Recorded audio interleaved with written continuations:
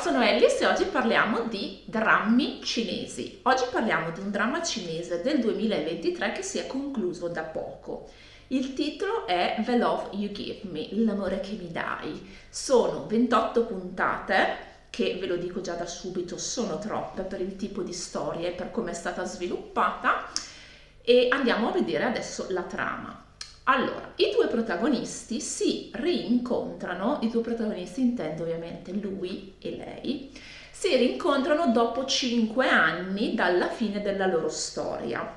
Loro si erano incontrati per caso, perché lui è cresciuto in orfanotrofio e in orfanotrofio aveva questa amica con cui è rimasto molto legato, con cui diciamo era molto legato durante la loro permanenza in orfanotrofio. Poi lui è stato adottato e si è trasferito con la famiglia in America, e però si sono fatti la promessa di rincontrarsi al 22esimo compleanno di lei, mi sembra, sotto l'albero nella città in cui appunto aveva sede l'orfanotrofio. Il problema qual è? Mentre la ragazza è sulla via, è sull'autobus che la porterà all'incontro, incontra un'altra ragazza che è la protagonista, e sfortunatamente l'autobus ha un incidente e la ragazza che deve incontrare il protagonista muore. Prima di morire, siccome appunto aveva stretto amicizia con la protagonista, si fa promettere da lei di non rivelare a lui cosa le è successo, ma di andare a incontrarlo al posto suo, perché lui soffre di cuore, ha una malattia cardiaca congenita e quindi non vuole causargli stress che gli potrebbe far avere una ricaduta potenzialmente fatale. I due protagonisti quindi si incontrano e si innamorano, però allora questa ragazza, la protagonista, non fa mistero del fatto che lei non sia quella che lui pensava di incontrare, ovvero la sua amica di infanzia. Non ho capito bene come si sviluppano le cose, perché come dicevo, loro si incontrano 5 anni dopo rispetto a questo incontro. Loro si innamorano, sviluppano una storia d'amore che però si interrompe bruscamente quando lui viene a sapere le sorti della sua amica di infanzia e accusa la protagonista di avergli mentito, e quindi la pianta in malo modo. Tra l'altro lui ha una ricaduta perché il suo cuore non regge a questo stress emotivo, deve essere ricoverato d'urgenza in ospedale, lei lo assiste, lei la protagonista lo assiste, però poi se ne va per la sua strada. Tutta questa storia viene mostrata in piccoli flashback che continuano alla fine di ciascun episodio, più o meno poco oltre la metà degli episodi, quando poi viene diciamo chiarito tutto il passato riguardante questo incidente. Quello che il protagonista non sa è che dalla storia d'amore che questi due hanno condiviso è nato un bambino che ha ereditato la stessa malformazione cardiaca del padre. I due si incontrano perché lei è un'impiegata in un'azienda che sviluppa modelli di intelligenza artificiale con applicazioni in campo medico, e nella fattispecie, vuoi per la vicinanza diciamo della storia passata, vuoi anche più che altro per il coinvolgimento personale del figlio, sta sviluppando un modello che va a studiare tutti i casi, che può aiutare diciamo a fare le previsioni per i casi appunto di malattie cardiache, e diciamo implementare anche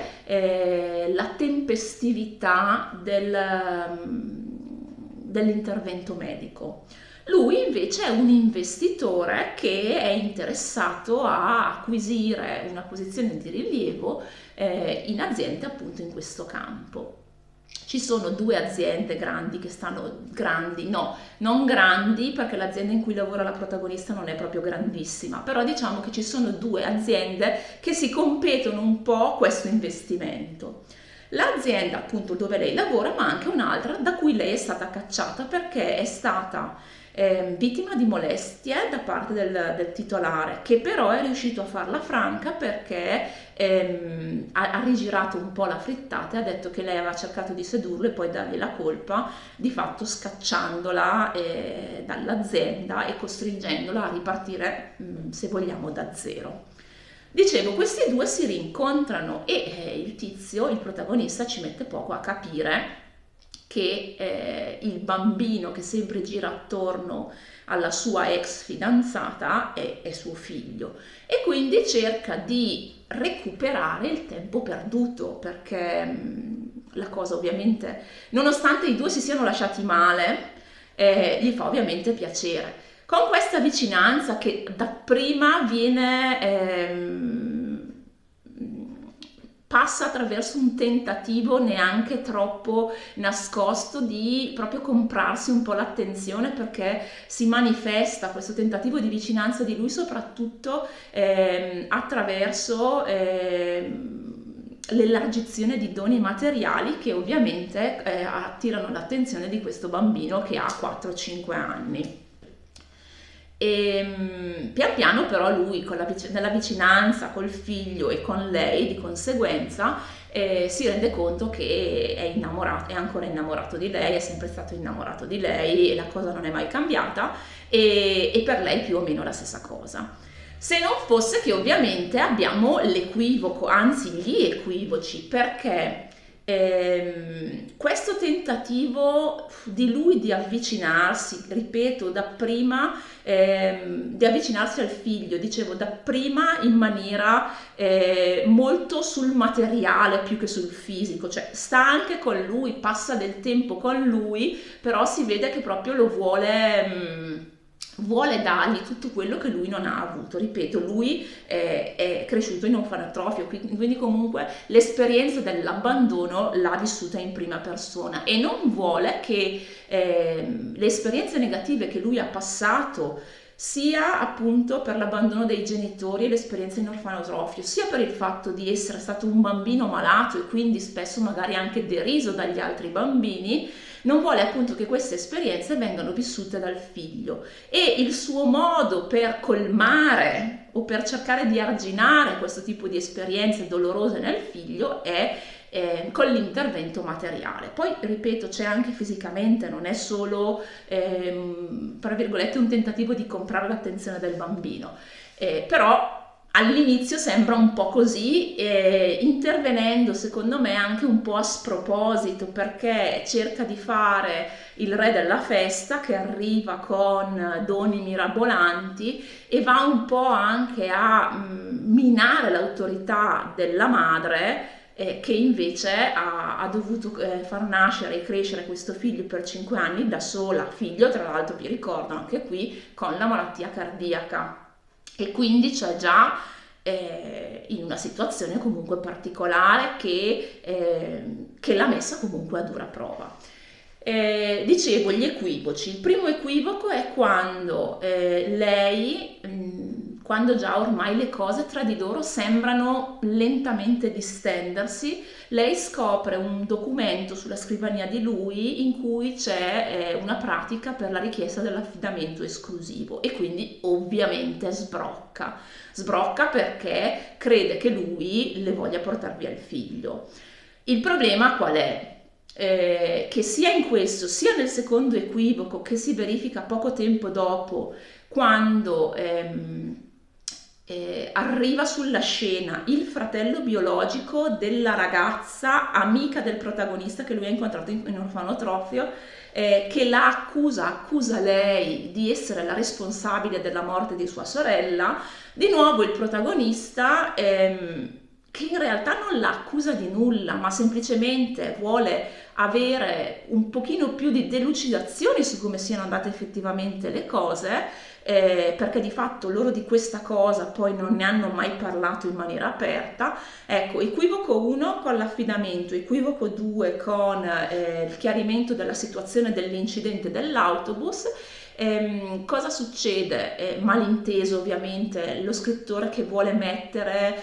la mancanza di comunicazione come propulsore di trama a tutti i costi. Lei in entrambe le occasioni si allontana da lui senza dargli nemmeno l'occasione e la possibilità di spiegare, di chiarire la sua posizione. Perché il primo caso questo documento arriva dalla sorella di lui e lui è totalmente all'oscuro.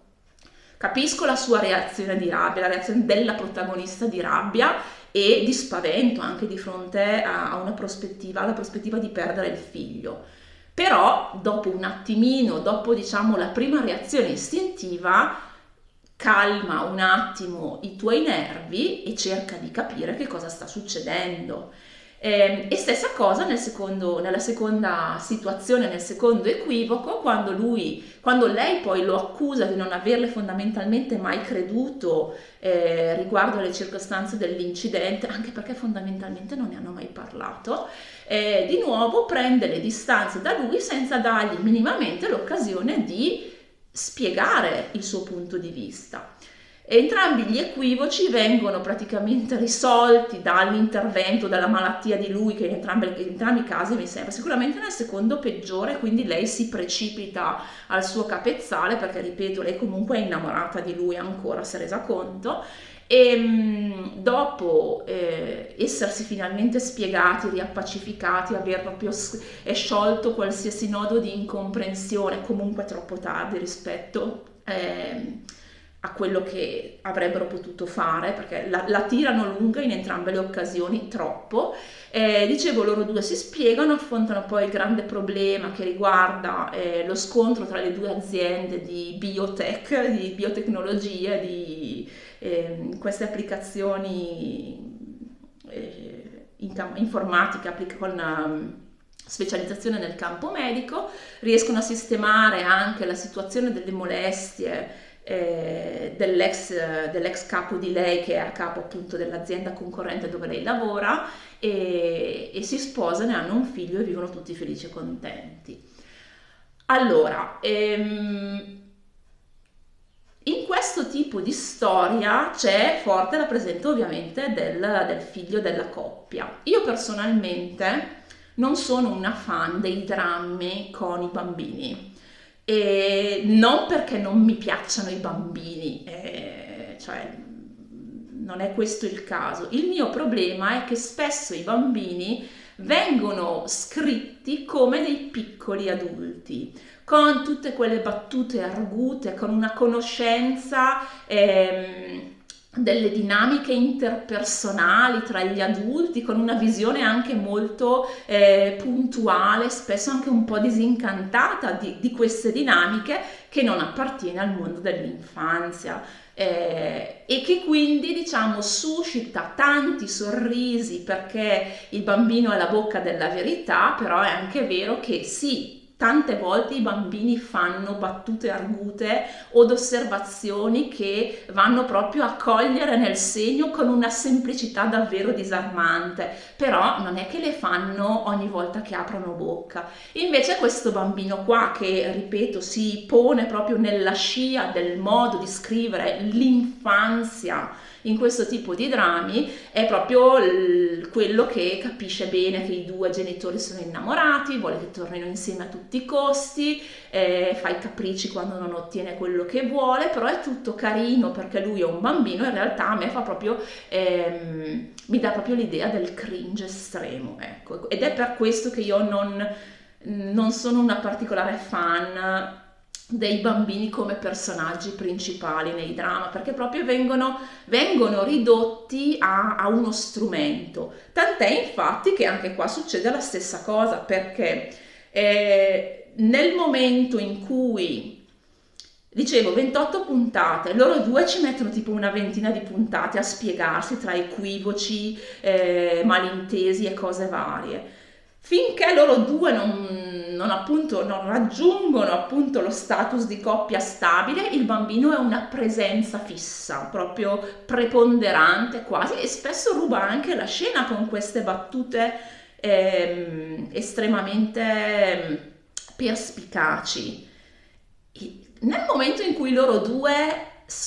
finalmente riescono a spiegarsi e dicono sì, ci mettiamo insieme, adesso siamo una coppia, e il bambino non serve più, questo praticamente scompare fino alla fine della serie, quindi dici vabbè, non è un personaggio, è uno strumento, e quindi mi fa sempre un po' alzare il sopracciglio. In questa storia ci sono altre due coppie. Allora, due coppie secondarie. La prima composta dalla migliore amica di lei con un passante a caso che poi si rivelerà essere il fratello della defunta. Allora, lei, come già la protagonista, donna molto capace professionalmente, molto arguta, buona dialettica, buona capacità di osservazione, che diventa, nel momento in cui intraprende una relazione sentimentale, una decerebrata. Allora, questi due si incontrano perché lei, intelligentemente, intanto che sta andando in macchina, pensa bene di raccogliere il telefono che le è caduto sotto il sedile passeggero a fianco a lei. Lei sta guidando su questa strada a 18 corsie e pensa bene di abbassarsi e ovviamente tira sotto il malcapitato di turno, che ovviamente è un bell'uomo, ovviamente, mai che tiri sotto un ciospo.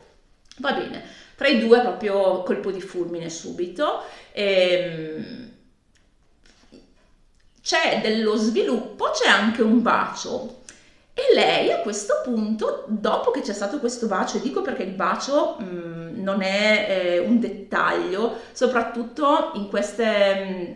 culture in cui quando arrivi praticamente a baciarti è come se stessi sottoscrivendo un contratto di fidanzamento fondamentalmente. C'è questo bacio, un po' da mezzi ubriachi, perlomeno lui, e in un'uscita successiva lei pretende tra sé e sé che lui si dichiari e le faccia una proposta un po' plateale, un po' diciamo formale, esplicita.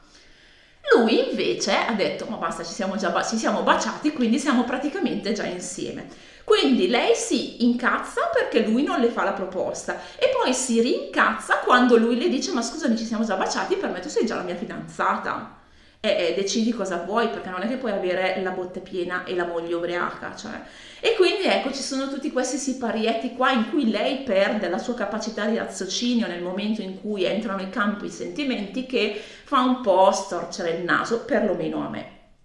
La seconda coppia, che sarebbe la terza, cioè la seconda coppia secondaria, è composta dall'amico di lei, il migliore amico di lei, che ovviamente, della protagonista intendo, che ovviamente è sempre stato innamorato di lei, che sarebbe anche però il dottore, il medico curante del figlio, quindi un cardiologo, e la parte femminile è la figlia di uno dei professori dell'ospedale che fa la ballerina. E ovviamente qua, se prima avevamo il colpo di fulmine, qua abbiamo il doppio carico di cliché, perché non abbiamo solo il colpo di fulmine, ma abbiamo anche la classica visione dello stalking come l'espressione proprio più alta del romanticismo. No, lo stalking non è romanticismo e non è amore, lo stalking è un problema psicologico. Questa comincia a tampinarlo, cioè lo vede, lei viene medicata da lui perché si è fatta male a un piede e quindi c'è proprio parte già per la tangente, si vede già sposata con lui, senza che lui proprio abbia quasi aperto bocca, e comincia a presentarsi davanti a lui in ospedale, non in ospedale, con ogni pretesto, e gli si attacca proprio come una cozza allo scoglio. Finché in una svolta sorprendente delle cose, a un certo punto si rende conto che così non può andare, e veramente, ripeto, in una svolta quasi più unica che rara, si rende conto che se lei è innamorata di qualcuno, allora questo equivale a volere la sua felicità. Quindi, avendo scoperto che lui è innamorato di un'altra, non diventa la classica psicopatica che dice io sono innamorata di te e quindi tu devi essere mio, io ti devo possedere e metterò a fuoco e fiamme chiunque si metta sulla mia strada e sulla mia volontà di portare a compimento le mie intenzioni. No, fa una cosa che dovrebbe essere la base della logica quando sei innamorato di qualcuno, ma in questi drammi cinesi, ripeto, è proprio più unica che rara. Ovvero, cerca di aiutare lui a dichiararsi alla persona che ama, in una manifestazione anche di altruismo che, ripeto, non si vede quasi mai.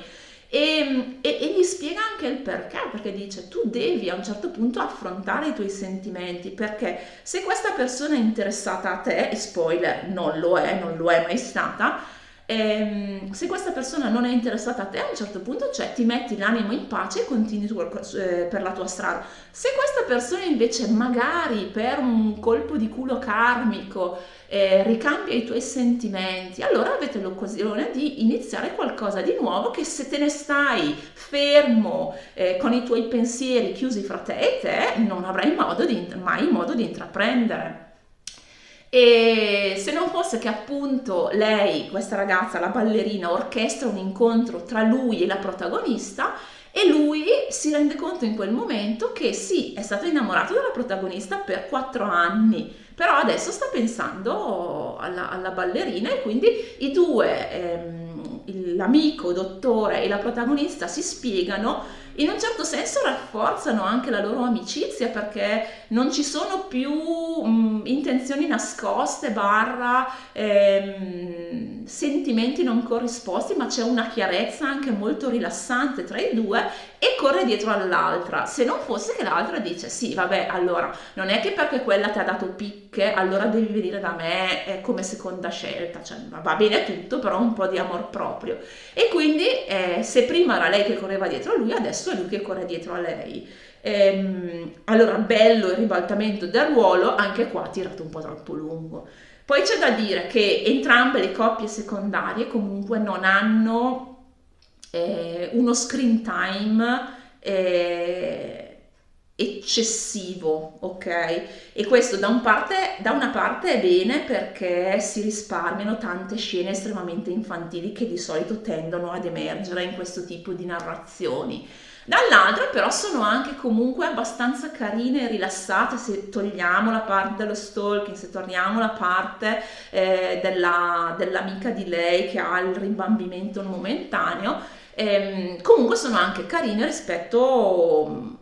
cioè sono carine e diverse rispetto alla coppia principale. Coppia principale che è interpretata, non l'avevo ancora detto, dai due attori che avevano già fatto Once We Get Married, quindi grande chimica tra loro due.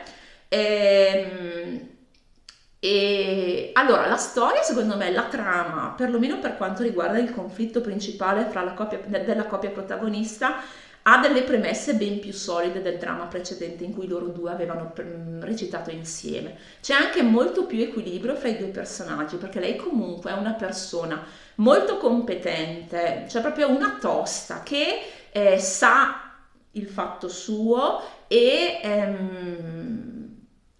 comunque è capace di difendersi sia dal punto di vista professionale, sia dal punto di vista personale. E anche lui non è proprio il capo supremo super figo che ha tutto in mano. È comunque, prima di tutto, non è il capo dei capi della sua azienda, ma è tipo un vice, perché la sorella è sopra di lui, è il suo titolare, e in più la società ha anche un consiglio di amministrazione a cui lui deve comunque sottostare. E questo è interessante, perché di solito drammi cinesi, cioè lui è proprio il dio sceso in terra che può fare il bello e il cattivo tempo come gli pare. E invece qua è una figura comunque un pochino più ridimensionata, e in più i due collaborano bene, e lui si rende conto che lei è capace di stare in piedi da sola, tant'è che a un certo punto verso la fine dice: io mi rendo conto che tu sei capace, lo dice parlando con un altro personaggio, mi rendo conto che lei è capace di arrangiarsi, quindi quello che posso fare io è stare al suo fianco e sostenerla quando le serve, perché il fatto che lei sia comunque capace e competente, cioè, non implica che sia una super donna che sa far fronte a qualsiasi vicissitudine va incontro, perché comunque sia un essere umano. E la stessa cosa lui. Allora, carino, nel complesso. Loro due, grande chimica, lo ripeto, l'avevo già visto in Once We Get Married, soprattutto nel momento in cui le cose tra i due protagonisti escono dal cliché di lui ricco e potente e lei la cenerentola di turno e diventano un pochino più equilibrate. E qua si riconfermano. Ribadisco quanto ho detto all'inizio, cioè che 28 puntate sono troppe. Sono troppe perché ogni volta che c'è un malinteso, nella coppia principale 2 volte, in una delle 2 coppie secondarie, quando appunto la ballerina pensa che il dottore la stia tampinando come ripiego, il malinteso è tirato un po' troppo per le lunghe, avrebbero potuto asciugare molto questo tipo di dinamica, appunto perché, e non solo perché, è ripetitiva, ok? Però ecco, carino, carino. Il problema poi con il cattivo di turno, sì, c'è un po' messo lì, ma non crea mai grandi sconvolgimenti o grandi momenti di tensione all'interno della storia. È carino, ripeto, un dramma che comunque si lascia vedere con una storia di buoni sentimenti e che ripeto non è una perdita di tempo, ecco. The Love You Give Me, se lo volete vedere è su YouTube, non so se è già sottotitolato in italiano, ma vado a vedere dove ci sono i sottotitoli in italiano e ve li metto. Bene, io direi che ho detto tutto, credo. Vi auguro buona giornata, quindi e alla prossima. Ciao!